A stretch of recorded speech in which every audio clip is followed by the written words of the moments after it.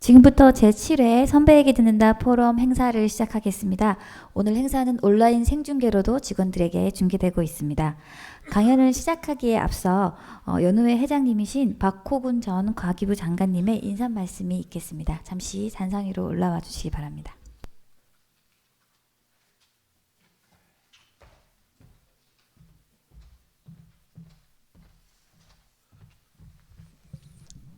예, 안녕하세요.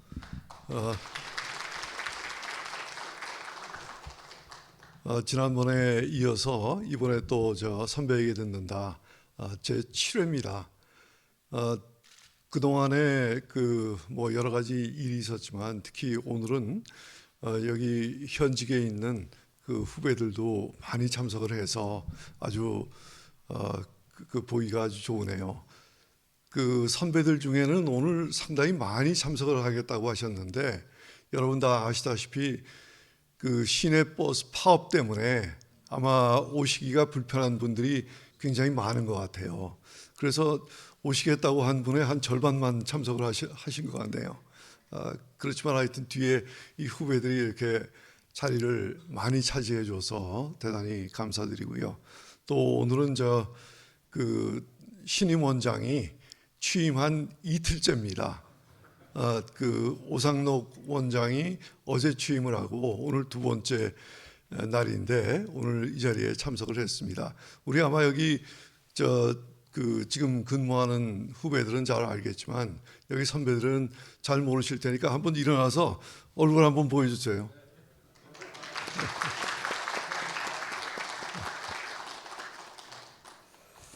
예, 저희 이 선배에게 듣는다는 프로그램은 사실 그동안에 키스트가 대한민국에 이뤄놓은 역사가 대단한데도 불구하고 많은 사람들이 예전에 선배들은 모방 연구만 했다 하는 그런 기억을 갖고 있습니다. 그래서 많은 후배들한테 우리 선배들이 모방 연구가 아니라 대한민국의 공업이란 건 하나도 없던 그 시절에 이제 외국에서의 생활을 정리하고 한국에 와서 대한민국의 경제 발전 그리고 산업 발전을 위해서 일선에서 엄청나게 노력을 했고, 또 그 당시에 예를 들면 국방 기술이나 이런 경우에는 발표를 할 수가 없고 내가 연구했다고 얘기할 수도 없는 그런 상황이었기 때문에 알려지지 않은 것들이 굉장히 많이 있습니다. 그래서 오늘 이렇게 선배에게 듣는다 하는 것은 후배들도 선배들이 완전히 황무지인 대한민국의 과학기술을 접목하기 위해서 어떤 노력을 했었는지 또 어떤 성과를 거뒀는지 이런 것을 알게 하는 역사를 알아야만 사실은 미래를 설계할 수 있기 때문에 이 선배에게 듣는다를 하고 있습니다. 그리고 특히 오늘은 김은영 전 원장님을 모셨는데 아마 오늘 모신 이유에 대해서 제가 잠시 얘기를 드려야 후배들이 얘기를 들을 때 이런 점이 우리 김 원장님이 얘기하시는데 핵심이구나 하는 것을 알아들을 수 있을 것 같아서 잠시 얘기를 하겠습니다. 사실 키스트가 1966년에 설립이 돼서 대한민국에 많은 일을 했는데 이 세월이 지나면서 이제 1980년에 카이스트하고 키스트가 통폐합을 했습니다. 그래서 카이스트가 된 이후에 이제 많은 우여곡절을 겪고 영역의 역사가 진행이 됐는데 1986년, 87년 그 무렵에 카이스트가 전체 대덕으로 내려가야 된다 하는 얘기가 이제 과기처 그리고 대통령실에서 나오기 시작을 했거든요. 그래서 그 당시에 사실 이 키스트의 이 역사와 그리고 또한 서울의 연구의 근거지가 있어야 되기 때문에 키스트는 내려가기가 상당히 어려운, 그리고 한번 내려가면 다시 서울로 올라올 수 없는 그런 상황이었어요. 그래서 그 당시에 카이스트의 예전 카이스트와 키스트가 같이 있던 것을 이제 많은 선배들 그리고 그 당시에 과기처 장관의 도움에 의해서 키스트와 카이스트가 분리가 되고, 그리고 키스트는 이 자리에 남고 지금까지 여러분들이 이 자리에서 연구할 수 있는 그 역사가 만들어졌던 겁니다. 그래서 그 당시에 그 현장에서 직접 노력을 하셨던 분이 우리 김은영 원장님이세요. 그래서 오늘은 뭐 그동안엔 이제 연구에 대한 얘기를 좀 해주십사 하고 부탁을 드렸는데, 오늘은 특별히 그 당시 그 참 어려웠던 역사, 그리고 우리 후배들한테 아무리 어려운 일이 있어도 노력하면은 된다는 그런 그 본보기를 좀 보일 수 있는 그런 역사이기 때문에 오늘 특별히 부탁을 드렸습니다. 하여튼 여러분들도 많이 오셔서 경청을 해주시고, 또 그 온라인으로 후배들이 듣는 데니까 오늘 그 김은영 원장님의 좋은 말씀은 아마 많은 분들에게 큰 귀감이 될 거라고 생각을 합니다. 하여튼 이렇게 많이 참석해 주셔서 대단히 감사드리고요. 또 오늘 강연을 수락해 주신 우리 김은영 원장님께 특별히 감사의 말씀을 드립니다. 예, 감사합니다.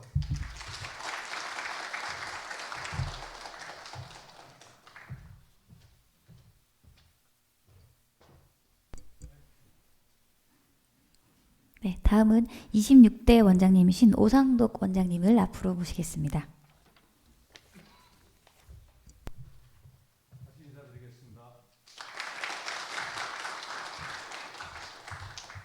네, 제가 이 자리에서 무슨 원장으로서의 인사말 이런 건 아닌 것 같고요. 감히 선배님들 앞에서 이 어제가 없이 오늘이 없고 오늘이 없이 내일이 없는 것 같습니다. 그래서 생각해 보면 선배님들의 어제의 그런 헌신과 열정이 없었으면 오늘 우리 키스트의 영광이 오늘이 있겠느냐라는 생각, 너무너무 선배님들의 그런 헌신과 열정, 그거에 대해서 정말 감사하고 존경이라는 단어밖에 생각나지 않는 것 같습니다.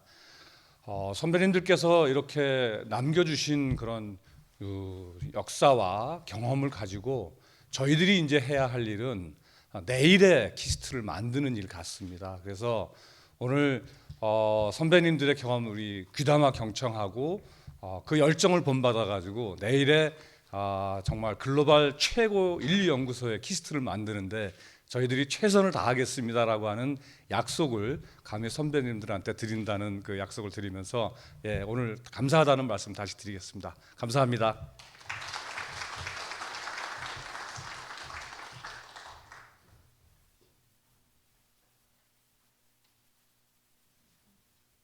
네, 그럼 지금부터 강연을 시작하겠습니다.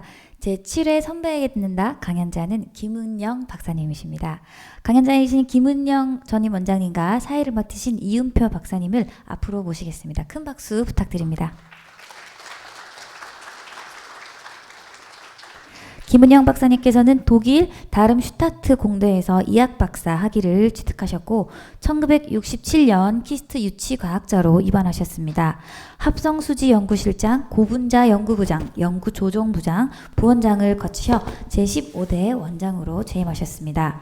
그리고 국가과학기술자문회의 위원장과 국민경제자문회의 위원 등을 역임하셨고 고분자학회 회장, 생제재료 초대회장, 문화재보존과학회 회장 등으로 과학기술 선도를 위해 끊임없는 활동을 다하셨습니다. 강연은 사회자와 대담 형식으로 진행될 예정이며 사회는 키스트 명예연구원이신 이은표 박사님께서 진행해 주시겠습니다. 두 분께 다시 한번 큰 박수 부탁드립니다.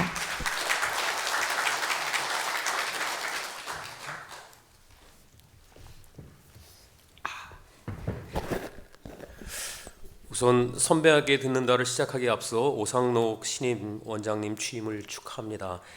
오늘은 키스트의 대덕 이전 등 가장 어려울 때 키스트를 지켜내시고 오늘의 자랑스러운 키스트를 있게 하신 김은영 전 키스트 원장님을 모시고 제7회 선배에게 듣는다를 진행하게 된 것을 영광으로 생각합니다. 저는 대담을 맡은 이은표입니다.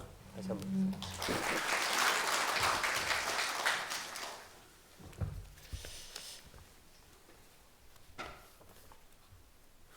우선 무거운 주제를 다루기 전에 우선 그 김은영 원장님 그 이력을 잠깐 보면은 독일에서 공부를 이제 박사학위를 받으셨는데 혹시 독일로 가신 특별한 이유가 있으신가요? 되게 일반적으로 되게 미국으로 많이 가셨는데. 그게요. 그때 우리가 화원과 다닐 때 이제 대학원을 들어갔는데 화원과 대학원. 그런데 그때 당시에는 미국 유학한다는 게 굉장히 어려웠어요. 정말 돈이 많은 집안에서 이렇게 자비로 가는 거 이외에는 뭐 거의 없었어요. 이렇게 뭐 스칼라십을 받는 데거나 이런 것도 없고. 그런데 그때 당시에 뭐가 있었냐면 독일에서 우리나라를 원조를 많이 했습니다. 그래서 나주 비료 공장 그거 세워줬죠. 그리고 나서 그때 당시에 저 엔지니어 50명을 독일로 불러서 자기네들 훈련을 시켜주겠다 이거예요. 그래서 그 대학원에 다니면서 독일어 공부를 또 어디 가서 그냥 한 3, 4개월 동안 계속 하면서 갔는데 그때 간 사람들이 전부 서울공대 출신들이에요. 화공과, 금속과. 우리 화공과도 한 그때 40명 있는데 그때 한 대여섯 명이 끼어서 갔어요. 그러니까 한국으로 치면 엘리트들이 독일 갔는데 가서 이렇게 보니까 이 친구들이 그냥 테크니션처럼 부려먹어. 가르쳐 준다는 게. 그래서 나도 화공을 했지만은 기계 공장에 가서 일을 했어요. 일하는 게 아니라 이렇게 보는 거예요. 견학하는 것이. 근데 그때 당시 이렇게 생각해 보면 독일 노동자들이 일하다가 화장실에 가서 1시간, 2시간씩 앉아요.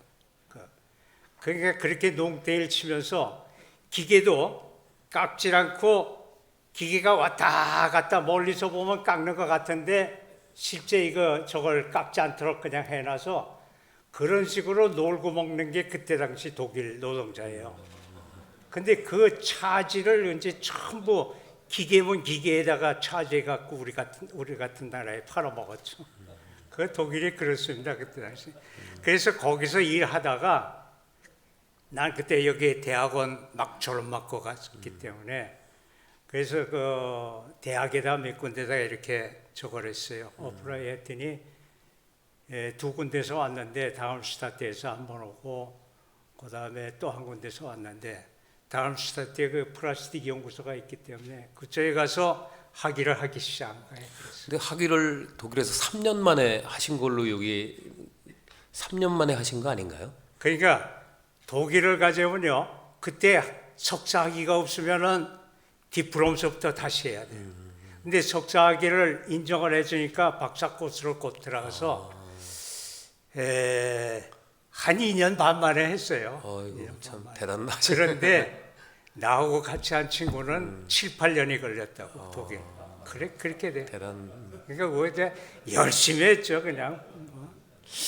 제가 이제 이 사진이 상당히 유명한 사진인데 여기 맨 뒤에 저희 동그라미 친구의 김은영 원장님이 계신데 이때 그러니까 어떻게 그러면 해필이면 키스트에 오게 됐죠? 난 키스트에 리크루트 돼서 온 게 아니고 내가 독일에서 학위를 끝나고 서울공대 화원과에서 조교수 발령을 내주겠다 선생님. 그래서 그걸 믿고 왔는데 그때는 한 과외 말이에요. 교수들이 몇이 없어요. 근데 고분자 하는 아주 우리 대선배가 있는데 그 양반 밑에 제가 또 고분자 독일에서 한 사람이 들어가면 이쪽이 엄청나게 커진다고. 그러니까 그냥 옆에 있는 한두 사람이 그걸 발령 못 나게 하느라고 굉장히 저걸 해요. 그래서 결국 발령 이렇게 보니까 발령이 굉장히 오래 걸릴 것 같고 그래서 그때 키스트 막 리크루트 할 때예요. 키스트 최영섭 장관 만나서 이쪽으로 오겠다고 해서 왔는데 그때가 67년 10월이에요. 그래서 공대에서는 이제 강의만 하다가 발령은 못 받고 이쪽으로 와서 그냥 여기서 있지. 그 후로 내가 번호가 110번인데 그 후로 이제 많이 왔어요. 그래서 나하고 그다음에 한 송기수 박사, 권태환 박사 이런 양반들이 바텔 연구소의 마지막 6개월 훈련 코스로 갔다 왔습니다. 저희가 키스트 있을 때 이제 김은영 원장님이 말씀하셨는지 누가 말씀하셨는지 모르지만 전설적인 얘기가 나처럼 불행한 과학자가 되지 말라 이런 얘기를 김은영 원장님이 직접 들은 건 아니고요. 누가 하셨다고 그런 걸 듣고 저희 때는 이제 연구에만 몰두해야 된다 이런 생각을 했는데 그때는 김은영 원장님이 원장님을 하셨거든요. 근데 제가 이제 연구 실적을 그러 보니까 연구 실적도 꽤 많으시더라고요. 그러니까 보직을 맡으신 때가 언제부터 보직을 맡으신 거죠? 키스트에 오셔가지고. 그때 그냥 키스트 들어오자마자 고분자 연구실을 실장을. 한상준 소장이 부소장이 맡고 있다가 그 양반이 이제 저한테 넘겼어요. 그래서 그때부터 이제 고분자 연구실 실장을 하다가 우리가 이제 바텔 연구소 훈련을 가면서 그 다음에 안영옥 박사가 왔어요. 그래서 안영옥 박사가 이제 화공이지만은 듀폰에서 일을 했기 때문에 고분자 쪽을 조금 아시기 때문에 그래서 고분자 연구실을 맡고 나는 이제 6개월 후에 다시 돌아와서 이제 고개 두 개로 나눠졌습니다. 고분자, 그 다음에 합성수지 연구실. 그래서 나는 합성수지 연구실 실장으로 해서 했는데, 근데 이상스럽게 하여간 부장이다 뭐다 이렇게 보직을 많이 맡았는데, 그게 장점도 있거니와 또 단점도 있어요.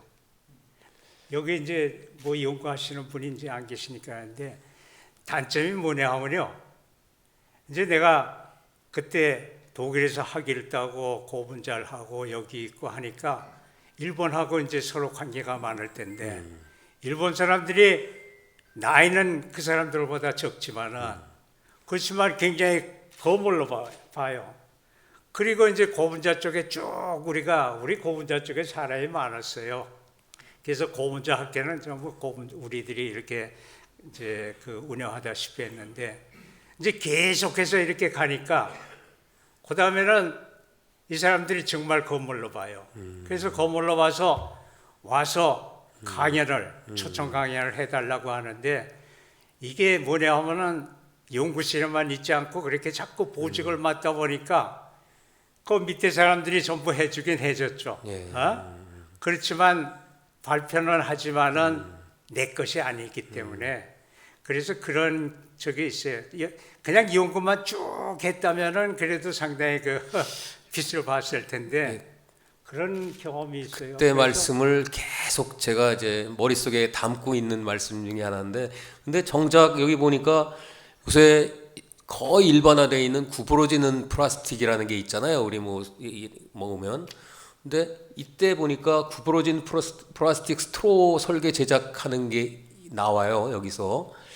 그래서 그때 요 경위를 좀 말씀해 주시면 좋겠어요. 뭐죠? 구부러지는 플라스틱 스트로. 그거 여기 저 김성철 박사 계신데 어디 있지? 그게 그 플렉시블 스트로라고 하는데 이게 원래는 유니언 카바에 대해서 미국에서 개발해서 제품이 나왔는데 세계적으로 보급이 안 됐죠. 근데 한국에 이제 어떤 사업하는 사람이 상경물산이라고 지금도 큰 사업을 하죠.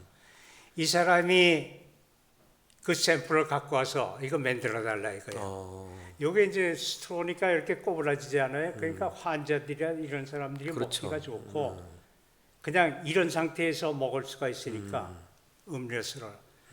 그래서 그거를 맡아가지고 했는데 공작실에서 했어요. 그래서 공작실 사람들하고 저하고 또 김성철 박사가 그때 여기 연구원이었기 때문에 그 했는데 이 수동으로 해서 그거를 개발했습니다. 그래서 이 스트로를 갖다가 이 자국을 주고 나서 탁 하면 그게 접히면서 이게 꺾어지고 그런데 이걸 자동기계를 만들어야 되는데 자동기계 만들기가 그렇게 힘들어요. 그래서 자동기계를 우리가 공작실에서 만들긴 만들었죠. 예? 그리고 나서는 현장으로 내보내서 하는데 스트로 하나하나를 기계에다 집어넣어서 돌리고 빼고 돌리고 빼고 이런 식으로 해서 거기서 나온 스트로를 갖고 이 회사가 외국에 수출하기 시작했어요. 구라파이런 쪽. 그럼 요새로 말하면 뭐 그리고 로열티 이제 같은 거 우리는 없습니까? 저 특허를 갖고 하니까 딴 데서 그걸 건드리지 못하지 국내에서. 그래서 그러면 키스트에 들어오는 그건 없었어요? 우리 원장님한테 들어오는 로열티 하여간 같은 저 게? 로얄티라는 게 뭐 그때는 아주 초기니까. 예? 그래서 그 사람이 사업성이 있어갖고 고스트로 갖고 돈을 벌어서 뭐 한 서너 개 중소기업을 만들어갖고 지금 테헤란로에 빌딩이 2개가 있습니다. 한 저 13층짜리 빌딩. 그래서 내가 가면 그냥 뭐 항상 그 사장님이 우리보다 고대학교 한 5년 선배인데 또 바둑을 잘 두신다고요. 그래서 한동안 바둑을 뒀는데 요새는 이제 나도 바둑을 끝내고. 이거 보니까 인공 장기 개발도 보니까 68년도부터 시작을 하셔가지고 상당히 오랫동안 하셨어요. 예, 예. 이것도 인공 장기 중에서는 이 투석기 다이알라이저라고 하는데 그러니까 신장이 망가지면은 피를 투석을 해서 깨끗하게 해야 되거든요. 그렇죠. 그래서 그거를 신장이 나쁘니까 외부에서 다이알라이저 투석기를 갖고 이제 그걸 하는데 그 투석기 하나가 그 제법 비싸요. 그것이. 그렇죠. 그래서 그거를 여기 김재진 박사가 안 나왔는데 김재진 박사하고 해서 그거를 만들었습니다. 그래서 녹십사에다 남겼는데 근데 이 수요가 적으니까 말이에요. 사업하기가 힘들어요. 그래서 그것이 이제 중간에 스톱이 돼 버렸고 또 하나는 저 블러드 옥시네이터라고 해서 지금 요새도 아마 쓸 거예요. 인공 심폐기. 우리가 수술을 할 때는 이거를 스톱을 시키거든요. 그러면은 피를 산소를 집어넣어줘야 되고 그걸 펌핑해서 우리 몸에 전부 돌려줘야 되는데 그때 쓰는 게 그때 당시에 한 60만 원, 70만 원 해요. 그 블러드 네. 옥시네이터가. 그거를 또 해갖고 우리가 세브란스 같은 데서 실제 사용도 하고 그랬는데 그것도 역시 마켓이 적다 보니까 결국 하다가 스톱이 됐어요. 그래서 처음으로 바이오마테리얼 소사이티를 그쪽 분야를 우리가 이걸 하기 시작했고 제가 이제 생체재료학회를 만들어서 4년 동안 회장을 하고 그러다가 금년에는 대구에서 월드 컨그레스를 하는데 한 4천 명이 온대요. 나 대구가 그걸 어떻게 수용할지 모르겠는데. 그러니까 김은영 원장님이 보시니까 이제 고분자라는 걸 전공하셨는데 그게 의학 쪽으로 이게 접목이 돼가지고 나중에는 우리 의과학센터인가를 어떻게 하시게 되는 거가 좀 돼 있었죠. 원장님 하시면서 그죠? 그런 것들이 이제 옛날에 연구하셨던 걸 모태로 해서 이렇게 됐던 것 같은데 이제 그런 것들이 이제 80년대에 주로 있었는데 80년대에 이제 우리가 생각하면 이제 그때 과학원이라는 게 있었고 그 과학원하고 키스트가 어떻게 되는 관계죠? 저도 수도 없이 많이 들었는데 그게 카이스라는 게 있었나요? 카이스? 어떻게 되나요? 카이스. 네, 카이스가 71년도 생긴 건가요? 71년도에 생겼어요. 네. 우리가 66년도 5년 후에 카이스트가 생겼는데 카이스트도 조금 이따 얘기할 때 그 80년대 전두환 대통령에서 통합될 때 그때까지만 해도 카이스트가 한 10년 됐는데 그렇게 10년 동안에 그 자리가 잡히질 않아요. 그래서 그때 통폐합해 갖고 저쪽은 또 교수들이 좀 모자라고 그래서 서로 이렇게 섞어서 했는데 화공부 같으면은 우리 제3연구동 그쪽에 와서 학사부 교수들이 전부 그쪽에 차지했고 그랬어요.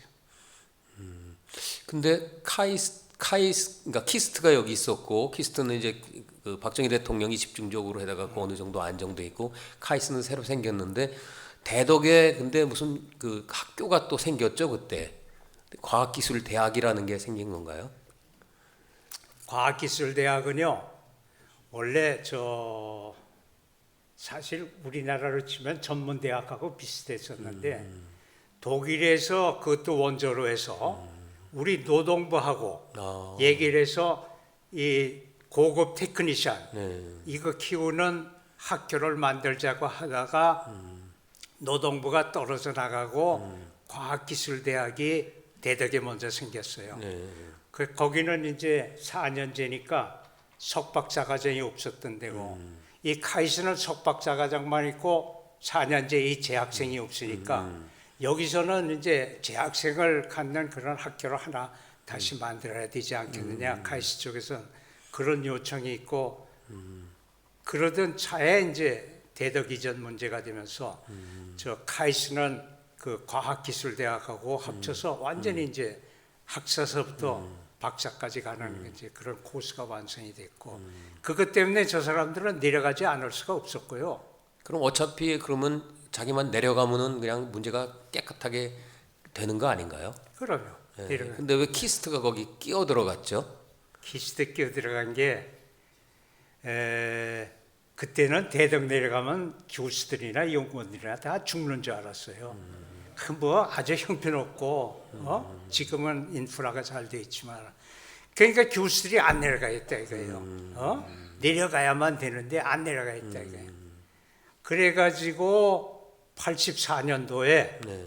이종호 원장이 장관으로 있을 때 그 사람들을 끌고 내려가기 위해서 네. 그러니까 키스트가 내려면 또 한 축을 우리가 연구 기능에 한 축을 맡기는 하지만은 그거보다도 교수들을 끌고 내려가기 위해서 키스트를 끌어들인 거예요. 근데 키스트가 간다고 그리고 해서 저쪽은 그 사람들이 또 이 동부 쪽이라고 이거 키스트 동부 쪽이라고 그러잖아요. 네네, 옛날에 네. 그 카이스 있던데 거기는 이렇게 보면 한 4만 평인데 이 언덕이 많잖아요. 그렇죠. 그 건물은 세울 수 있는데 운동장 하나 없는 그런 장소였지. 그러니까 거긴 더 확장할 수도 없고. 그래서 저 사람들은 꼭 내려가야 되는 건데 안 내려간다고 하도 그러니까 그냥 키스트를 그냥 끼워잡았어. 그리고 그 나중에도 얘기했지만 키스트에 대해서 그 아주 그 뭐야 김성진 장관 이런 사람이 있었는데 이 사람이 키스트에 대해서 굉장히 나쁜 인상을 갖고 있었어요. 그래서 이 김성진이는 아마 그 키스트를 언제고 해체할까 그런 생각도 있었던 것 같아요. 그래서 내려가는 걸 다 합쳐서 그렇게 결정한 것 같은데. 근데 저는 좀 이해가 안 되는 게 이제 박정희 대통령도 이제 군 쪽에 계셨고 그다음에 전두환 대통령도 군 쪽이니까 같은 적이니까 그래도 상당히 그 이어받으려고 그랬을 텐데 그렇지 않고 그게 완전히 좀 이렇게 분리돼 그게 그래요. 있었나요? 정부가 들었으면은 아무리 같은 패거리라도 네. 혁신이라는 의미로 해서 모든 걸 바꿔버린다고요. 그 전두환 대통령이 딱 들었으니까 과학기술계를 김성진이 이종호 이런 양반들이 짓물러서 처음에는 최영삼 장관 그 단점을 끄집어내려고 굉장히 노력했어요. 그래서 저 진주 최 장관 고향 진주까지 가서 비리가 있나 없나 그걸 전부 조사를 하고 그렇게 했는데 이제 결국 안 나왔죠. 그리고 그때 당시에 이제 키스트 핵심 연구원들이 나이 든 사람들이 전부 저 출연 연구 기관에 기관장으로 빠졌거든요. 이 사람들을 다 잘라버렸습니다. 예, 그러니까 그 항상 새 정부가 들었으면은 개혁이라는 이미지를 주기 위해서 그런 짓을 하는데 이 사람들은 아주 더 지독하게 했죠. 근데 그렇다 하더라도 키스트에 대해서는 그렇다 하더라도 키스트 이 사람들은 과학자니까 과학자들이 되게 연구 쪽에는 뭐 열심히 일하지만 그런 거에 대해서는 되게 대처를 못 하거든요. 근데 어떻게 그런 것들이 가능하고 원장님이 그때 그 당시는 보직이 뭐를 하셨었어요? 이제 그때 한참 그런 이슈가 있을 때. 이게 이제 나는 사실 오늘 1시간 이렇게 일하고 그래서 그 처음서부터 배경서부터 키스트가 안 내려간 그 스토리를 쭉 이렇게 얘기하려고 요약을 했는데 네. 중간에 이렇게 탁탁탁탁 나오니까 네. 그냥 그걸 편하게 어디까지 답변을 드려야 될지 그걸 모르겠네요. 예. 그때 당시는 내가 그 배경을 얘기할게요. 얘기하시는 저 거죠. 네. 전두환 대통령이 이제 80년도 구테타를 일으켰잖아요. 정승화 육군 참모총장에 쳐들어가서 그래가지고 구테타를 이렇게 갖고 이제 그 환경이 확 바뀌었는데 내가 이제 순서를 바꿨는데요. 80년에 들어서자마자 저 이종호 박사 기계공학부주의 저쪽에 그 양반이 베란간 그냥 키스트 카이스 양기관의 원장으로 발령났어요. 그래서 전부들 깜짝 놀랐죠. 이종호 박사는 사람들이 저는 모르는 사람이라고. 그 사람은 육사를 하고 미국에서 기계공학 박사학위를 따고 기국에서 중앙대학의 교수로 있다가 71년도 이제 과기원이 생기니까 그쪽에 기계공학부로 와서 거기 교수로 있었어요. 그리고 나하고도 같이 뭐 국방부 프로젝트 딴다고 서로 야단 법석하고 그러던 사람인데 갑자기 그냥 양기관의 원장이 됐는데 되고 나서 열흘 만에 과기처 장관으로 갔어요. 이 양반이. 예? 그런데 그 백그라운드가 어떻게 되냐 하면은 정승화 그 참모총장을 이제 전두환이가 사병을 데리고 이제 쳐들어갈 때 그때 총격전이 있었는데 그때 우소령이라는데 난 이름은 확실히 몰라요. 우소령인지 우중령 그 사람이 이제 서로 총격전을 하다가 저 총을 맞아서 반신불수가 됐다고 하반신을 못 쓰게 됐어요. 그 사람도 저 육사 13기예요. 그러니까 전두환 대통령보다 2년 아래지. 그래서 나중에 이제 전두환 대통령이 정권을 잡고 그다음에 그 사람한테 보상을 해줘야 되잖아요. 그때 얘기한 것이 이제 뭐 딴 보상도 있지만은 얘기를 하니까 이 양반이 자기 친구 이종호 장관을 좀 봐달라 이거예요. 예? 그래서 이종호 장관을 이렇게 전두환 대통령이 봐주기 시작했어요. 그래서 열흘 만에 장관이 돼가지고 4년 동안 장관을 하다가 다시 내려왔다가 다시 이제 키스트 원장이 됐죠. 분위기가 되게 그렇게 됐어요. 그리고 이제 그때 당시 과학기술계를 주물렀던 사람이 누구냐 하면 김성진이라는 사람인데 그것도 아주 마저 얘기해드리죠. 이 사람은 육사 동기예요. 저 전두환, 저 노태우 다 동기들이라고. 그런데 육사에서 1등을 했어요. 그래서 육사에서는 알아주는 그런 사람인데 이 사람도 미국 가서 PhD를 했습니다. 기계공학적으로. 그리고 와서 ADD, 그때 당시도 ADD인데 ADD에 이제 책임 연구원으로 이렇게 쭉 있었는데 그때는 ADD가 큰 역할은 못했어요. 그런데 우리 키스트에서는 최영섭 장관이 장관이고 제1부서장이 신문택 박사, 제2부서장이 한문택 소장 이렇게 됐었다고요. 근데 원칙적으로 신문택이가 소장을 돼야 되는데 장관 이제 최영섭 장관이 저 장관직을 가니까. 근데 이 사람을 안 시키고 한상준 소장을 시켰다고요. 그러면서 이 사람을 ADD 소장으로 보냈어요. 그 ADD 소장으로 갈 때 책임 연구원 5명, 그 중에 이제 이경서 박사가 들어갔는데 이렇게 끌고 가서 거기서 소장을 하는데 그때 당시에 로켓 프로젝트가 대단했다고. 그래서 서해안 쪽으로 로켓들을 쏘고 막 이러는데 그걸 하니까 이제 박정희 대통령이 굉장히 관심이 많았죠. 키스트 설립 때처럼 거기 가서 그냥 현장도 방문하고. 그래서 신문택 박사가 굉장히 그 지위가 그 위신이 올라갔다고 할까 신임을 받은 거나 마찬가지니까. 근데 그 사람이 좀 편파적인 건 있어요. 키스트에서도 소장 못된 그런 이유가 있긴 있는데 그건 뭐 얘기할 필요 없고 이 ADD 소장을 하면서 이제 그 연구실을 이렇게 돌다가 이 김성진 장관, 김성진 박사 방을 딱 들려가지고 거기서 한 얘기가 뭐냐면 김 박사는 요새 하는 것도 없는데 뭐 사표나 쓰지 이런 얘기를 한 거라. 그러니까 김성진이가 뭐냐면은 나는 저 소장이 직권으로 나를 면직시키려면 시키고 내 손으로는 못 씁니다. 사표하면서 반발을 했어요. 이제 그게 얼마나 큰 모욕이에요. 이게 전두환 대통령 이거로 시대가 바뀌니까 이제 이 사람이 자기가 이제 응 하면서 그랬는데 우리 키스트 와서 부장들하고 간담회 할 때 그 사람이 장관 1년 딱 했습니다. 그때 또 한 얘기가 뭐냐면 자기는 애가 아파서 병원에 갈 때도 병원비도 없었다 이거예요. 난 그렇게 이에 대해서 조금 전지 난 모르겠는데, 근데 키스트 책임연구원들은 돈을 그냥 펑펑 쓰고 다녔다. 그러면서 아직도 그런 사람들이 키스트에 있다고. 근데 그때는 그 양반이 장관에서 여기 왔을 때는 세대가 조금 바뀌어서 아주 고참들은 이제 빠지고 강일구 박사가 있었을 때인데, 그럴 정도로 키스트에 대해서 아주 앙심을 갖고 있었어요. 그러니까 이 사람이 전두환 대통령 되면서 과학기술계를 완전히 그 사람한테 맡겼다고. 그래서 이제 이종호도 올라가고, 그래서 이종호하고 둘이 하는데 이제 어떻게든지 키스트를 깔아뭉개려는 거, 해체하려는 그런 의도가 있지 않았나, 난 그렇게 보고 있어요.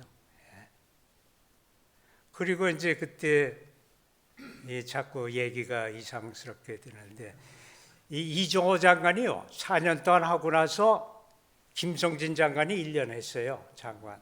근데 이 양반이 간이 나빠서 결국 1년 하다가 다시 뒤에 물러서서 배후에서 이제 조정을 하고, 이종호 장관은 4년 하고 1년 쉬었다가 키스트 원장으로 다시 왔습니다. 예? 그리고 키스트에서는 그때 그게 이제 86년 1월 달인데, 그때 이제 김성진이가 그만두고 키스트 오면서 내가 조정부장으로 그때 발령 나고 1월 달에, 저쪽에는 배도선 박사가 교무처장으로 발령이 나서 키스트는 실제 조정부장이 소장처럼 운영을 했고, 카이스트는 교무처장이 이렇게 하고, 그 위에 이제 이종호 장관인데, 이종호 장관은 사실은 얌전한 분이에요. 점잖고 내성적이고 그런 양반이. 또 어떤 거 물으시는가요?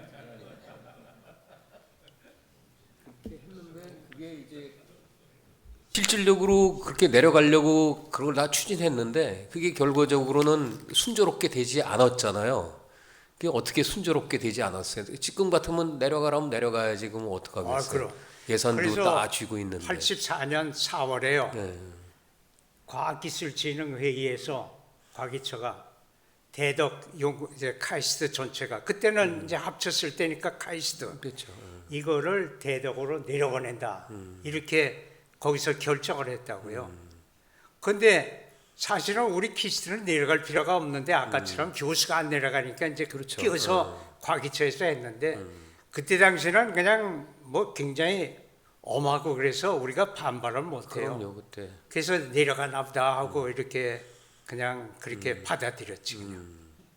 그러다가 85년도부터 이제 우리가 슬슬 움직이기 시작했는데 그때 원래 계획은 연구부는 지금의 우주항공연구소 대덕에 거기에 한 15만 평으로 이렇게 돼 있는데 거기에 들어가도록 돼 있고 화학화공연구부 연구동 있고 또 기계연구동 그다음에 재료금속연구동 생명공학연구동 이렇게 연구동을 4개를 짓고 가도록 돼 있어요. 그리고 87년도에 그 이전 계획이 시작돼 갖고 89년도에는 완전히 끝나는 거로 이렇게 돼 있는데 이제 카이스트 쪽에서는 그 반대 의견이 상당히 희미했고 왜 그러냐면 그 안 내려갈 수가 없는 입장이거든. 우리는 괜히 끼어서 내려가는 걸로 돼 갖고 우리 쪽에서는 이제 슬슬 반대 온다 이러는 시작이지. 그래서 나도 뭐냐 하면은 86년에 조정부장 이럴 때를 맡으면서 어떻게든지 대덕을 내려가지 말아야 되겠다. 대덕 내려가면 또 새 정부가 들었을 거면요. 구조조정이라고 해서 화학부는 화학연구소, 기계는 기계연구소 이게 합치게 돼 있다고. 그 완전히 그냥 뭐 해체되는 거지. 그렇죠. 예? 그래서 난 아주 조정부장 올 때부터 대덕 안 내려갔다고 하는 거 여기 한번 싸움을 해보겠다 하고 그래서 이제 시작을 하기 시작했는데 비교적 84년도는 조용히 넘어갔어요. 우리가 저항을 할 수가 없었다고 하도 그때 뭐 국보위다 뭐다 이런 조직이 있고 그래서 그러다가 이제 85년도부터 우리가 슬슬 반대 운동을 하기 시작하고 매스컴에서 엄청나게 그걸 다루기 시작했죠. 그거는 내가 이걸 보면서 해야 돼. 몇 월 며칠 날 뭐. 보면서 예. 85년도예요.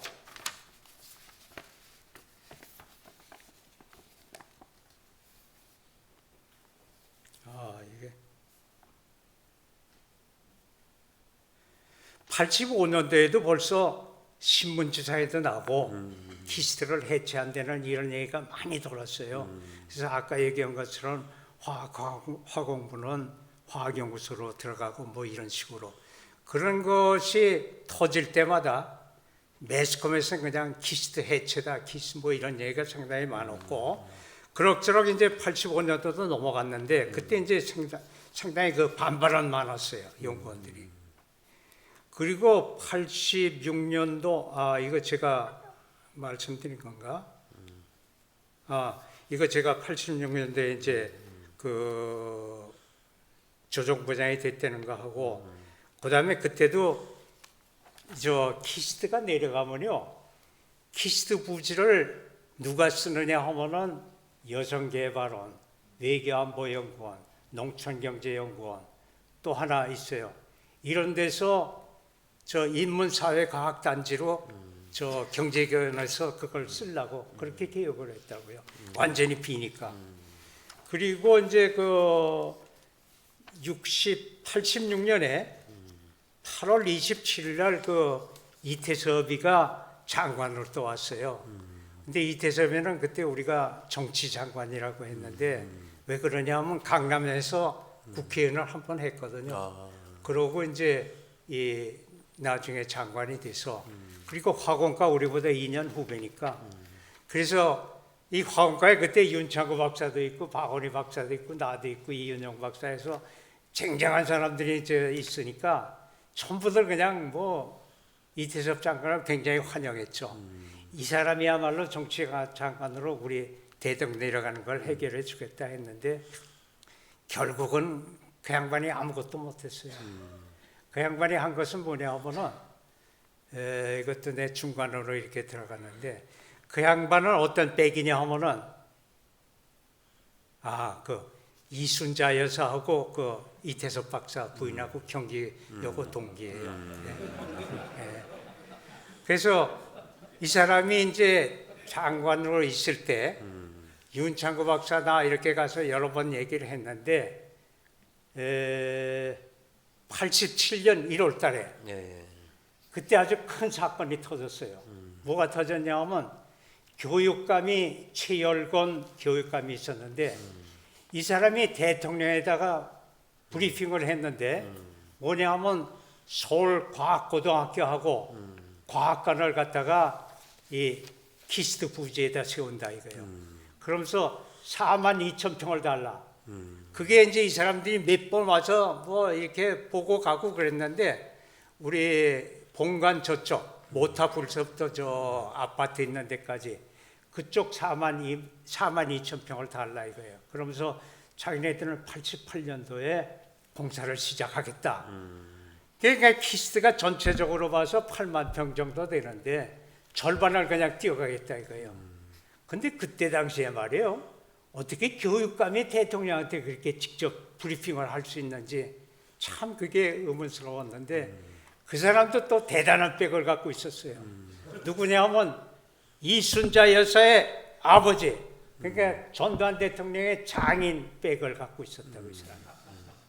그러니까 그냥 그게 브리핑하고 나서 그 다음에는 이제 청와대에서 이태섭 장관한테 압력이 가는 거예요.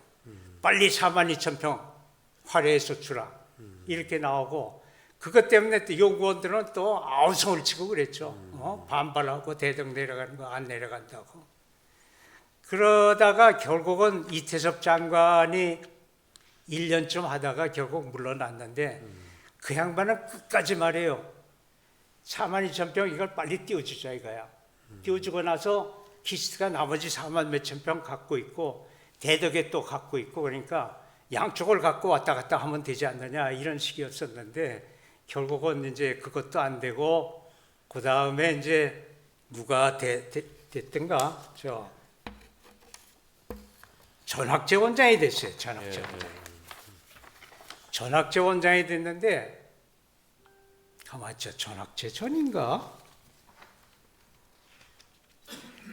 하여간 전학제 원장은 이태섭 바르전이 전학제인데요. 전학제 원장은 또 어떤 문제가 있었냐 하면은 장관으로 있다가 이제 카이스트에 말이에요. 무슨 행사가 있어요. 졸업식인가 뭐 이런 게 있었는데 거기에 저 전두환 대통령이 내려가도록 돼 있었다고. 근데 보통 때 같으면은 헬리콥터로 내려가는데 그날 비가 막 왔어요.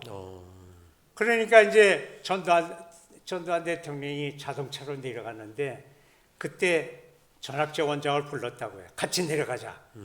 그렇게 해서 같이 이제 뒤에 타갖고 내려가는데 전학제 원장은 기억력 뭐 이런 거 말재주 이런 게 없어요. 거의. 그래서 바로 옆에 있으니까 전두환 대통령이 카이스트에서 이거 묻고 저거 묻고 하는데 하나도 대답을 못 하는 거라. 예? 그래갖고 결국 거기 갔다 와서 그 다음에 이제 이태섭 장관으로 6개월 만에 떨어져 나왔어요.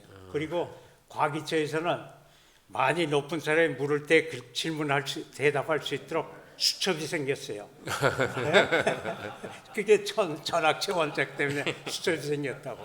뭐 과학원의 학생이 1학년 학생이 몇 명, 뭐 이런 거, 카이스트 이런 거에 대해서 전부 그런 수첩이 생겨서 그 수첩이 이제 전부 돌고 그랬죠. 자, 그다음에 또 뭘 얘기해야 되나? 그리고 말이에요. 아까 그 서울시 교육감 얘기했죠. 네네. 그러다 보니까 키스트 부지를 놓고 삼파전이 벌어졌어요. 경제기획원에서는 인문사회과학단지를 쓴다. 또 이 서울시 교육위원회에서는 사만이천평 쓴다. 또 원래 원래 이제 그 과기처에서는 내려가는 거로 했다가 가만히 보니까 이게 이 과학기술계에서 써야 되는데 억울합단 말이에요, 이거. 그러니까 큰 소리는 못하지만 슬금슬금해서 이건 과학기술계가 계속 써야 되겠다 해서 이 삼파전이 벌어졌습니다. 예? 그러니까 삼파전이 벌어지니까 그냥 일간지에서는 그냥 막 서로 그거에 대해서 얘기를 하고 키스트 내려가느냐 안 내려가느냐 그거에다가 그냥 굉장히 그런 저게 많이 했어요. 예를 들어서 87년 2월 달에는 조선일보에서 과기원 대전 이전 논란이 또 있다 뭐 그러고 또 2월 12일 날 그 다음 날에는 과학 입국 이상과 현실 이런 논설도 나오고 그 다음에 중앙일보에서는 홍릉과학단지의 쓸모 해서 굉장히 하여간 우리가 여기서 무슨 사건만 벌어지면 그냥 매스컴에서 계속 때리고 그랬던 때예요. 그러다가 이제 내가 계속해서 얘기할게요. 네, 말씀하세요. 저 책임연구원 43명하고 이정호 원장하고 우리가 간담회를 했는데 이때부터 이제 원장이 동의하기 시작했어요. 처음부터 뭐 팽팽하게 우리는 내려갈 수가 없다. 원장은 내려가야 된다. 그렇게 하다 보니까 이제 원장도 하도 많이 듣고 매스컴에서도 그러고 그러니까 이 사람이 동의하기 시작해서 우리한테는 얘기를 안 하는데 혼자는 들리는 소문에 의하면은 사실 이 키스트 연구원은 이거 내려갈 필요가 없는데 이렇게 이 양반도 생각을 했다고요.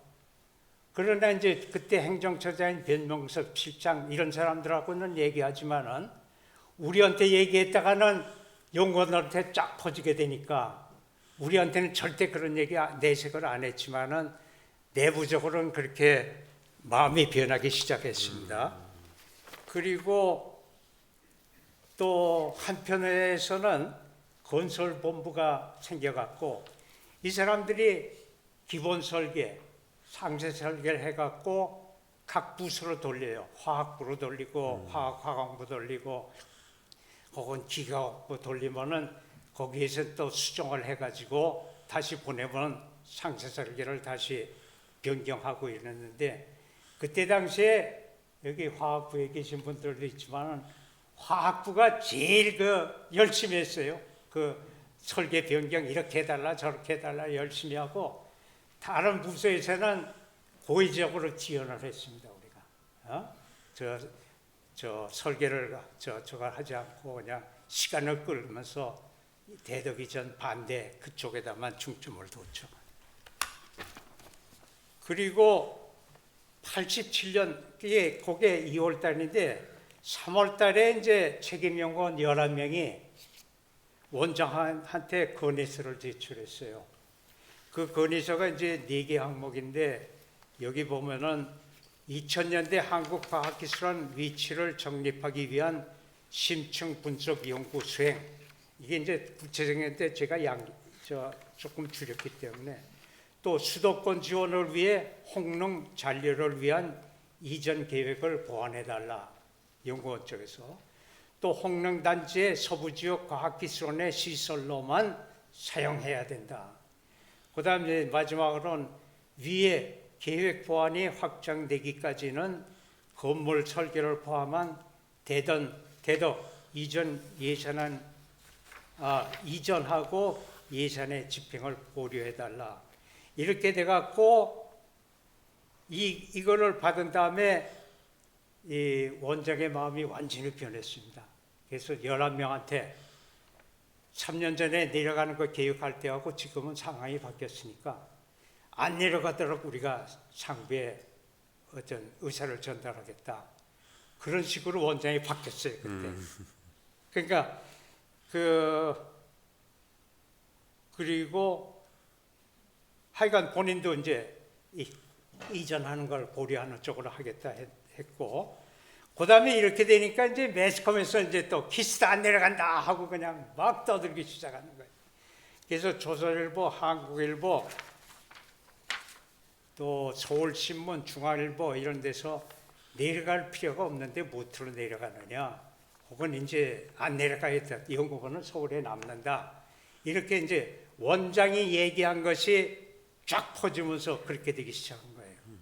그리고 과기처는 그때 당시 어떤 입장이냐면 권원기 차관이 있었고 최영환 실장이 있었는데, 이 사람들도 우리가 가서 하도 졸르니까 말이에요, 저 내려가지 않게 해주겠다고 아주 약속을 우리한테 했는데, 근데 실제 공식석상 이런 데 나가서는 이제 건설자문위원회다 이런 데 나가서는 키스트도 내려가는 거다.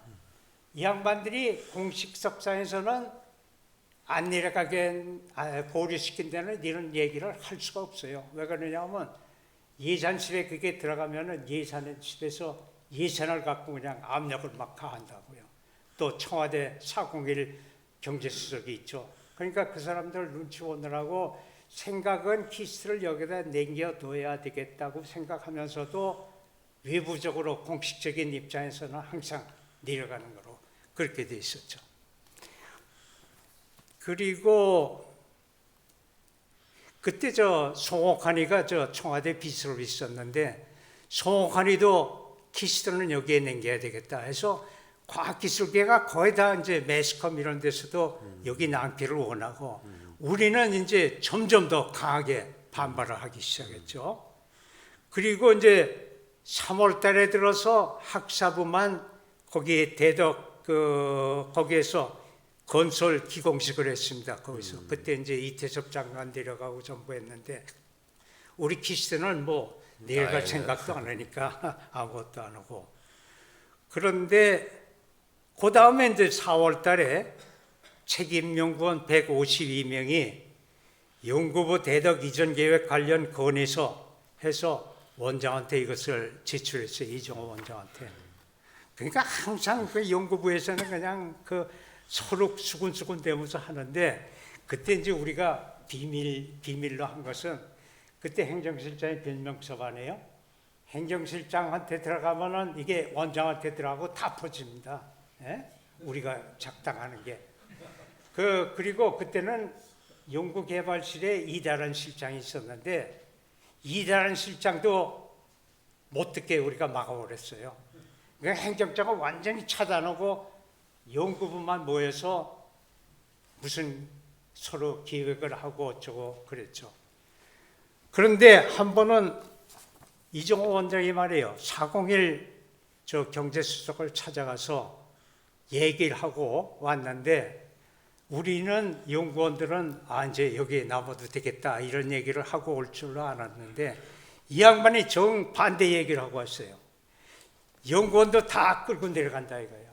그 대신 연구원들의 숙소다 뭐 이런 거 예산을 이렇게 증액해달라. 그러니까 사공일이가 뭐 증액해주겠다 끌고 내려갔으니까. 그러고 이제 왔단 말이에요.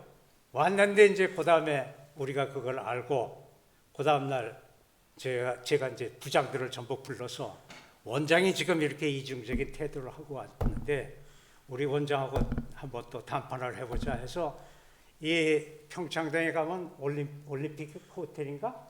그게 옛날에 있었는데 거기에서 다음날 점심을 같이 하기로 했어요. 부장 대여섯 명하고 원장하고. 근데 거기서 이제 부장한테 넌 이거 얘기해, 넌 이거 얘기해 하면서 우리 아주 계획적으로 짜고 가서 해서 원장은 이제 코너를 모는 적도 있는데 그 다음에는 87년 7월 달에 그 박흥식 장관은 우리 박호근 장관의 저 아저씨뻘돼요. 네? 박흥식 장관이 에너지연구소 소장을 하다가 과기처 장관으로 발령났는데 그때 전두환 대통령의 임기가 6개월이에요. 그러니까 6개월 임기 장관으로 이 사람이 왔습니다. 와서 이제 또 과기처가 이제 바쁘고 그런데 제가 이제 또 가서 장관한테 얘기를 해야 된단 말이에요. 그래서 그 다음 날 이틀째 되는 날 이렇게 찾아갔어요. 찾아가서 최영환 실장하고 한참 얘기하면서 이게 우리 대덕이전 문제를 어떻게 얘기를 했으면 좋겠느냐 하고 한참 의논하다가 장관한테 얘기하라 이거예요. 그러면서 장관이 이제 그 장관이 바뀌면은 뭐 브리핑을 받고 저거 하느라고 굉장히 바쁘지 않아요. 근데 최영환 실장이 오늘 만나고 가라 이거예요. 날더러. 그래서 거기서 대기실에서 4시간을 기다렸어요. 4시간을. 그러다가 장관을 만났다고요. 만나서 우리 대덕 내려가지 않게 해달라고 이렇게 부탁을 하니까 장관도 이제 매스컴 이런 데 항상 떠들고 하니까 그게 이제 아주 머릿속에 딱 들어가 있죠. 키스드 문제가. 그러니까 이 양반이 아주 시원시원하게 안 내려가게 해주겠다고 말이에요. 그래서 그렇게 답을 받고 이제 왔는데 결국 2개월 동안 이렇게 지나갈 때까지 아무것도 못했어요. 그러니까 그 대통령한테 사인을 받는다는 게 굉장히 어려운 게 중간에 경제수석이 있고 이 예산실이 있잖아요. 경제기관. 이 자식들이 툭 하면 그냥 예산 안 줘 이걸 무기로 해서 하니까 과기처도 강하게 나가지를 못했어요. 그때 당시. 예. 그렇게 하다가 이제 그 다음에 뭐가 하나 터졌냐 하면은 그 8월 달이 돼갖고 예산 처리되지 않았어요. 그러니까 이제 대개 예산이 마무리되면서 마지막 이제 파이널 그 조정만 하는 때인데 이종호 원장이 저하고 변명섭 실장 둘이 예산실장 찾아가서 예산에 대해서 요구를 하고 오라 이거예요. 그래서 이제 둘이 갔는데 변명섭 실장은 학사부 그쪽이고 그다음에 나는 기스 예산 이거를 이제 갖고 둘이 갔습니다. 그래서 예산실 이석채 실장인데 당시 그 사람 방에 들어가서 그때 당시 동석한 사람이 전윤철이라고 감사원장하고 송진원이 동기입니다. 서울고등학교. 이 사람이 그때 총괄국장이라고 해요. 예산. 그래서 둘이 앉아 있는 데서 먼저 예산에 관한 것을 변명섭 실장이 하고 그 다음에 나는 기시에 대한 것을 하고 그거 끝난 다음에 내가 그냥 억지를 부렸습니다. 키스 이전에 대해서 내가 특별 보고를 해야 된다 하면서 한 장 정도 이렇게 A4 용지를 마련해서 갖고 간 게 있는데 그거를 꺼내놨어요. 그러면서 거기서 아주 열변을 통했습니다. 키스트가 내려갈 필요가 없는데 내려가는 거다. 그리고 지금 모든 사회 과학기술계나 혹은 이런 데서 과기처나 청와대나 다 키스트가 남기를 지금 콘센서스가 다 돼 있는데 오직 이 경제개혁만만 지금 브레이크를 걸고 있다. 그러니까 실상을 알고 과거에 잘못된 정책이면 이걸 과감히 좀 뜯어 고쳐달라고 말해요. 아주 간곡히 부탁했어요, 예산실장한테. 그러니까 그냥 나중에 총괄국장 그 전윤철이는 아주 성격이 고약한 친구예요. 이 친구 내가 선배라는 걸 알면서도 두고 봅시다 하면서 나중에 그렇게까지 얘기를 했는데 그게 경제개혁원이 키스트 내려가지 않는다는 것을 들은 것은 저한테서 처음이에요. 그때 과기처도 그 얘기를 못하고 혹은 이정호 원장은 더더욱 못하고 그래서 그날 아주 강하게 얘기를 했는데 그 다음날 그 예산실에서 소식이 오는데 안 내려가는 이유에 대해서 그 공문을 보내달라 이거예요. 예산실에서 키스트에서 우리한테 그렇게 요구를 했습니다. 그래서 그때 연구부장 5명이 서명한 그 문서를 이석재 실장 쪽으로 보냈어요. 그랬더니 그때부터 이제 풀리기 시작하는 거예요.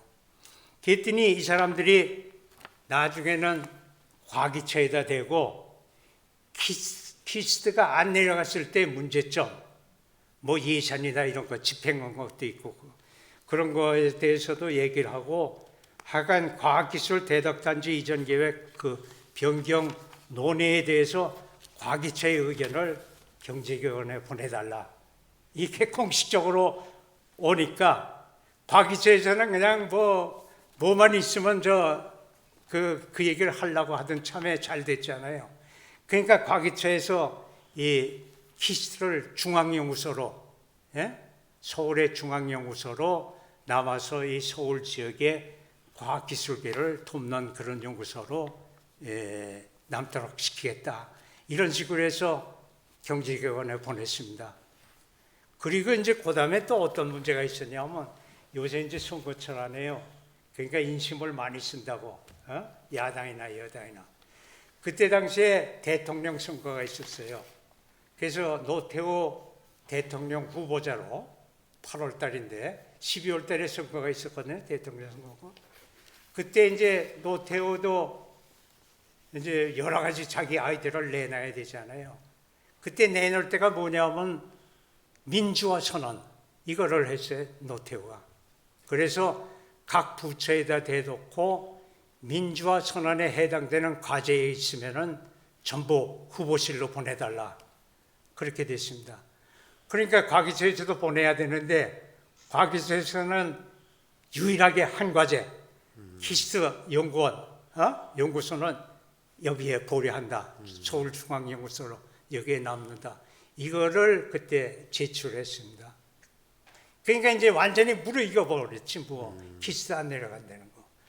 그래가지고 이제 그 다음에 그 정도 되니까 이제 그 다음 박흥식 장관이 대통령한테 보고하는 게 9월 달인데 그때 이 키스트를 여기에 남도록 시키겠다 해서 그것이 대통령이 사인을 해서 우리는 남게 됐습니다. 그리고 이제 하여간 아까 얘기하듯이 우리가 극비로 해서 우리끼리 이렇게 하다 보니까 이정호 원장이 나중에 알았어요. 이게 김은혜가 뒤에서 조정해갖고 이런 짓을 했구나. 그래서 그때 목을 잘라서 나는 조정분야에서 잘려서 이제 다시 화공부로 갔지. 그랬습니다. 그래서 되게 스토리는 그래요. 그야말로 그냥 원장님이 그냥 모든 걸 걸고 진짜 하셨네요. 그러니까 오늘 난 지금 감기가 와서 말이에요. 목이 좋잖아. 시간이 좀 많이 지났기 때문에 여기 같이 그 당시에 같이 함께했던 책임연구원도 많이 오시고 그래서 플로어에서 질문을 좀 하셨으면 좋겠습니다. 하여간 우리가 내려갔으면요 완전히 해체돼서 키스는 없어졌어요. 그러니까 정섭 장관 대통령은 키스를 세웠지만은 나하고 우리 연구원들이 아주 일체가 돼서 키스를 해체를 막았다는. 아마 여기 대부분의 사람들이 다 수혜자이실 텐데 플로어에서 좀 질문을 좀 누가 해주실 분 있으신가요? 아니면 그 당시에 함께 하셨던 이름들이 여기 보면 아까 뭐 12분 얘기도 하시고 그다음에 100몇 명 얘기도 하셨는데 여기 그 실명들이 아마 있으실 것 같은데 어떤 분? 네.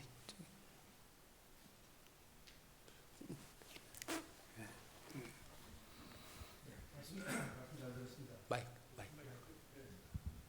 예, 그 87년, 88년도에 제가 미국에 있으면서 제가 이제 대학에서 이제 오라고 이야기를 했을 때 키스는 곧 내려간다. 그렇게 이야기를 저한테 했다고 하니까 이제 저는 아무튼 정말 키스가 저는 이제 들어가자마자 대전으로 가지 않겠냐.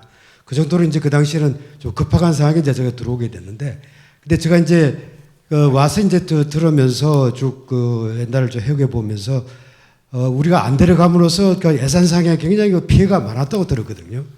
그러니까 남들 지원한 그런 것들이 많이 그 감액이 되고 그 한면을 굉장히 어려움을 겪었다고 들었는데 그와 함께 좀 이야기를 해주시면 좋겠습니다. 내가 잘못 들었는데 예산상의 어떤 피해, 안 내려감으로 해서 예산상의 피해 같은 게 혹시 없었나? 피해는 없었어요. 그때 1,500억이 나왔는데 그 1,500억이 키스트만의 것인지 과거는 아마 키스트만의 것일 거예요. 나왔는데 우리가 한 것이 건설본부에서 기본 설계 뭐 이런 거 한 것이지 실제 건설에 들어간 것이 없었기 때문에 돈은 거의 안 썼어요. 그리고 우리한테 배정된 돈 또 딴 데로 전부 논아주다 보니까 딴 기관들이 재미를 봤지 뭐. 예? 별로 그렇게 쓴 것이 없었어요. 그러니까 결국 84년 4월부터 87년 9월까지 딱 3년 5개월이에요. 내가 보니까. 참 3년 5개월 동안 참 노력을 많이 했죠. 연구원들이. 그리고 제가 예산상에 어떤 뭐 손실 보고 이런 건 없어요. 대덕이 저 총괄국장이 나한테 공갈을 친 적은 있지. 야 키스트 안 내려가? 하면서 자기 선배인데도 한번 이렇게 한 적은 있는데 예산상에 그다음 예산에 무슨 뭐 예산을 줄인다거나 이런 것이 그런 것은 제가 없었다고 봐요. 원장님이 이제 그 대덕 이전 그거만 끝났으면은 사실상 어떤 투사적인만 남는데 사실 더 중요한 게 원장님을 하시면서 키스트 장기 계획이라든가 특히 기억하는 키스트 2000이라는 대형 프로젝트 같은 걸 많이 유치하셨거든요. 그 키스트 원장님 되신 다음에 좀 하신 얘기를 좀 해주셨으면 좋겠습니다. 난 오 원장한테 이제 오 원장이 어떻게 들을지 모르는데 나는요 원장이 되고 그다음에 내가 8시에 출근한다 9시에 퇴근한다 이거를 3년 동안 난 지켰습니다. 지독했죠? 지키면서 그때 이제 저녁에 식당에서 밥을 먹으려면 자기 돈을 내야 되는데 그 대신 오래 있다 보니까 그때부터 이제 식당에 밥 먹는 걸 다 공짜로 시켰죠. 근데 내가 뭐 강요시킨 건 아니지만 그러다 보니까 부장님들도 아마 고생 좀 하셨을 거예요. 나는 또 내가 술도 잘 먹고 그러니까 어떤 때 가서 술 먹잖아요. 먹다가 이제 많이 먹으면 그 다음날 괴롭죠. 이럴 때도 나는 그냥 꾹 참고 9시까지 지켰어요. 그러고 이제 뭐 하여간 그거를 내가 지켰고 그 다음에는 내가 그러니까 난 오원장 어떻게 할지 몰라.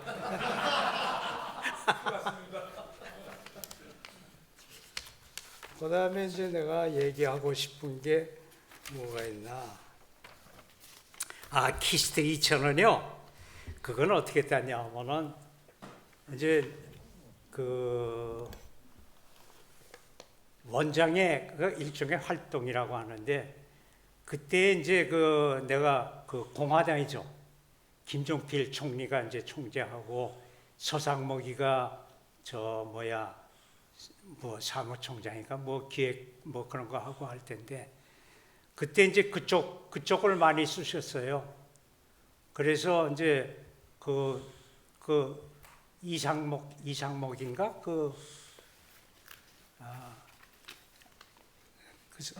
사람이죠.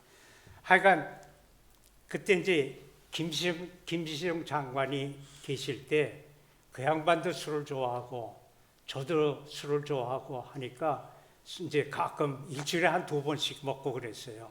그리고 이제 거기에 저 공화당 그때 그 서상목이다 뭐 이런 사람들 가끔 끼워서 먹기도 하고 그랬는데, 그러다 보니까 이제 김수영 장관하고 굉장히 친해졌잖아요. 나중에 그게 이제 화가 됐어요. 이제 무슨 소리가 들리냐 하면 김은영이가 뭐 과학기술처럼 그냥 뭐 주물른다고 말이에요. 그런 소문까지 나는데, 하여간 그때 이제 김수영 장관하고 얘기해서 우리 키스트 2000 프로젝트를 할 테니까 돈 좀 달라고. 그래서 그때 아마 20억인가 얼마 받았을 거예요. 5개 분야 이렇게 하고, 여기 이제 오명환 박사하고는 이 원장도 아마 그 프로젝트에 관여했을 것 같은데, 그래서 그렇게 로비를 하면은 이게 달래면은 나오게 돼 있으니까 그러니까 알아서 하십시오. 그리고 한 번은 우리가 그 김종필 그 양반하고 왜 친했냐 하면은 박정희 대통령이 돌아가시지 않았냐 이거예요.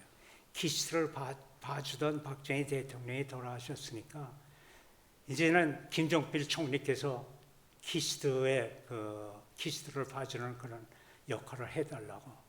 그래서 한 번은 말이에요. 명동 그 뒤쪽 어디에서 그 김종필 총리가 잘 가시는 외식집이 있어요. 거기서 이제 먹는데, 그때 이제 장성도 나 몇 사람이 이렇게 가고, 과거 장관하던 사람 다 불렀어요. 김종필이가. 그리고 거기서 김종필 총리가 발렌타인인가 그거 몇 병을 갖고 오셔갖고, 오늘은 키스트를 위해서 먹는 거다. 그렇게까지 우리가 로비를 많이 했습니다. 그 덕에 이제 김수영 장관한테 공화당 사람들도 자꾸 이렇게 소개도 좀 해주면서 핑계를 자꾸 대면서 일주일에 한 2번씩 술 먹고 그때 그랬죠. 그 당시에 저희가 기억하기도 대우에서도 뭐 상당한 거를 대우에서도 뭐 첨단연구동인가 뭐 하는 걸 또 기업체로 제가 또 하나 추진했던 게 뭐냐 하면은 저 독일에 가면요, 내가 있던 다음슈타트 보면은 젠틀 인스티튜트에서 그 교수 이름이 달린 그 연구소가 전부 있어요. 그런 게 있는데 그걸 본따서 나는 최영섭 연구동을 하나 만들겠다 해서 그때 LG, 그다음에 SK, 삼성, 그다음에 한양화학 이렇게 4군데에다 대고 25억씩 돈을 내라고 그랬습니다. 그래서 여러 번 찾아가고 했는데 이 사람들이 뭐냐 하면은 누가 먼저 내면 낼 텐데 자기네들이 서로 밀고 내질 않아요. 25억씩. 그러다가 이제 그 다음에 그게 전인지 혼지 모르겠는데 전일 거예요. 우리 IMF 사고가 있었잖아요. 그것 때문에 결국 이 사람들이 흐지부지 되고 말았어요. 누구 내면 낸다고 하다가 그것도 안 내고.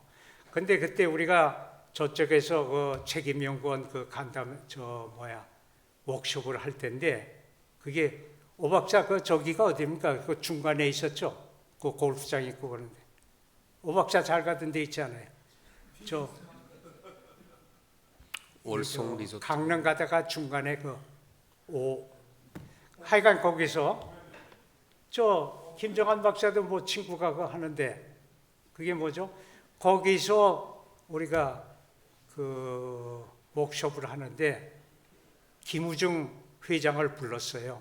그때 김우중 회장은 또 우리 키스트하고 가까웠던 게 이 양반의 아버지가 박정희 대통령하고 뭐가 됐어요.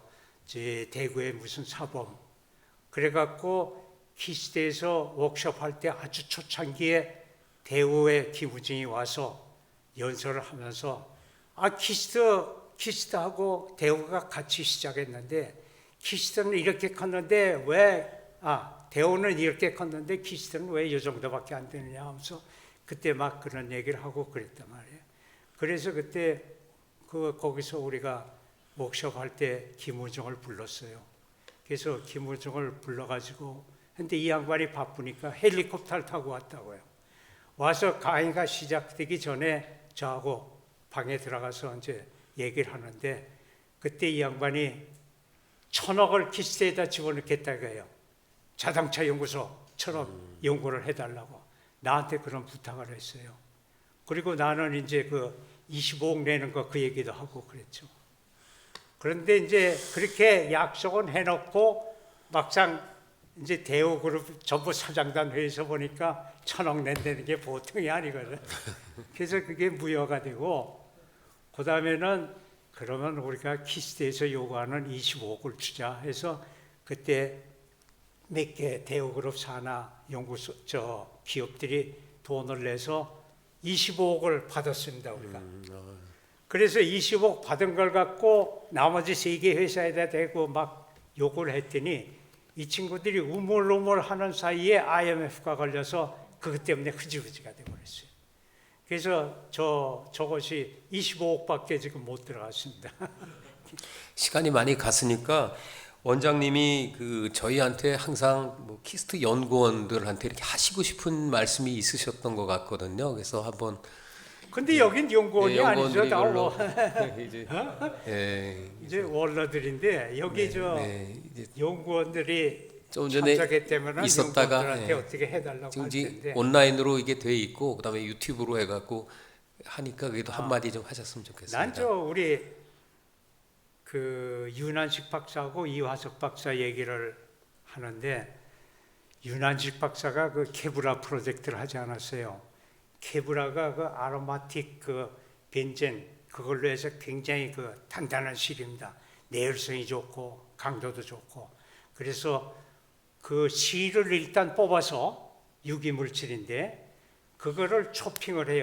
잘라서 부순다고요.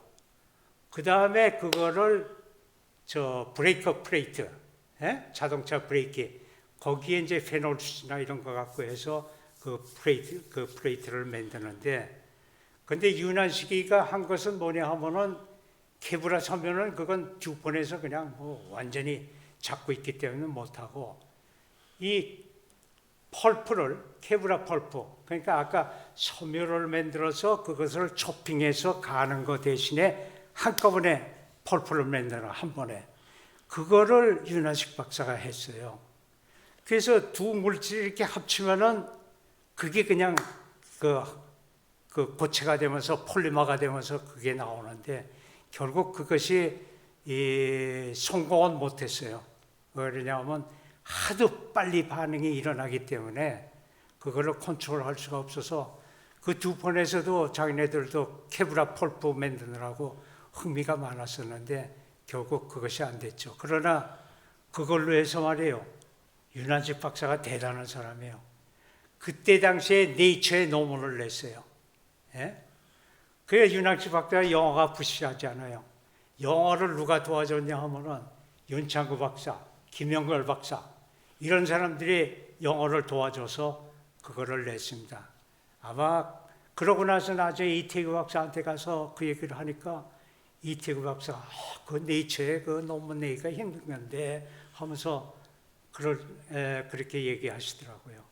근데 지금도 논문 본 네이처에 낸다면 아마 굉장히 칭찬을 받고 그러지 않아요.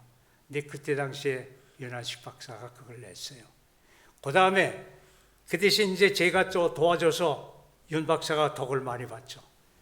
체육계에서는 체육을 하면은 연금을 주지 않아요. 그래서 내가 그때 박스 기사를 쓸 때인데 신문에 왜 과학기술계는 유명한 과학자들 그렇게 연금을 안 주느냐 하면서 했더니 노태우 대통령이 그걸 읽어가지고 과학기술계도 연금 주겠다 해서 그때 당시에 윤한식 박사가 과학재단인가 거기에서 200만 원씩 매달 받았습니다. 연금. 그래서 그게 죽을 때까지 이렇게 받는 거로 돼 있었는데 결국 돌아가시면서 그게 끝났죠. 근데 이 사람들이 200만 원을 주면서 이걸 인플레이션 이걸 감안해서 자꾸 올려줘야 되는데 끝까지 200만 원 주다가 말았어요. 이제 거의 그래서 윤한식 박사가 그렇게 재미를 받고 또 하나 이화석 박사가 윤환식 박사 밑에 있던 그 섬유계통 하는 사람인데 이 사람이 이제 연구원 있다가 영국 가서 그 PhD를 하고 왔는데 그때 제가 원장인가 그럴 때인데 이화석 박사 좀 시원치가 않고 그래서 제가 발령을 안 냈어요. 예? 그리고 한참 있다가 결국 발령 냈는데 이 사람은 어떤 연구를 했냐 하면은 우리 비스쿠스 레이온 이 안감 있죠 양복에 이거를 이 구리에 있는 공장에서 만드는데 거기에 이류화탄소라는 용제를 써요. 이게 아주 구린내가 나고 암 발생하는 그런 물질인데 그거에다가 셀룰로즈를 녹여갖고 다시 뽑는 것이 이제 비스쿠스 인견인데 그거를 하다가 이제 결국 주변 사람들 크레임이 있고 그래서 문을 닫고 그리고 그것이 전부 중국어로 넘어갔는데 이화석 박사가 용제를 CS2를 쓰지 않고 딴 걸 써서 그거를 또 만들었어요. 그래갖고 이화석 박사도 한 5, 6년 동안 주변 사람들한테 구박을 받으면서 윤환식 박사도 구박을 상당히 받았어요. 듀폰에서 한 건데 네가 어떻게 하느냐 하면서 조희안 박사나 이런 양반들이 막 욕을 하고 그렇게 구박을 했는데 이거를 말이에요. 5년, 7년, 8년 계속 하니까 뭐가 나와요. 그래서 이화석 박사도 그걸 성공해갖고 아마 로열티를 어디서 받았을 거예요. 그래서 한 가지를 그냥 계속 이렇게 파는 것이 굉장히 중요하다는 거. 주변에서 뭐래든 그런 것도 또 필요하고 또 하나는 이제 원장이 이거는 다시 한번 들어야 될 것 같은데 난 정주영 회장의 그 자서전에 나온 것을 상당히 좋아하는 문구가 있는데 오늘이 어제와 같아서도 안 되고 내일이 오늘과 같아서도 안 된다. 항상 새로운 거를 찾아라. 이게 정주영 그 자서전에 나옵니다. 그래서 내가 가끔 하는데 아마 원장이 앞으로 할 게 굉장히 많을 거예요. 잠을 못 자고. 원장이 잠을 못 자야지 키스트가 다시 살아납니다. 예? 예. 네, 시간이 많이 갔으니까 이제 점심 시간도 됐기 때문에 또 점심 드시면서 또 못다한 얘기는 하시고요. 오랜 시간 우리 해주신 우리 김은영 전 원장님한테 박수. 제가 말이에요. 이 대덕 이전 반대에 대한 이 문건을 23페이지 돼요. 여기 부록에는 부장회의 때 얘기됐던 것도 있고 이거를 2005년도에 내가 작성을 했어요. 예? 그때는 내 주변에 신문이다 뭐 이런 관계 서류가 전부 있었죠.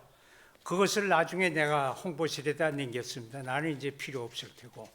그래서 이것을 이거 읽으면은 아주 그냥 그 자세한 것들이 다 나오는데 이거를 원하시는 분이 있으면 나한테 이메일 주소를 주면은 내가 그냥 남겨드릴 수가 있어요. 내 이메일에 있으니까. 그리고 이 요약, 오늘은 한 4페이지 정도로 요약을 했는데 이것도 다 못했어요. 어떻게 얘기하다 보니까. 이것도 지금 있고, 그것을 그냥 알려드립니다. 그래서 흥미 있으신 분은 뭐 요구를 하면은 제가 그냥 이메일로 보내드리겠습니다. 핸드폰에도 이게 들어가 있는데 핸드폰은 다시 인쇄를 해야 되니까. 자. 네, 다시 한번 큰 박수로 두 분 축하드립니다. 네, 다음은 기념 촬영이 있겠습니다. 네, 앞으로 나오셔서 다 같이 기념 촬영 즐겨주시면 좋겠습니다. 네? 잠깐 단상을 조금만 정리를 하고 기념 촬영을 할게요.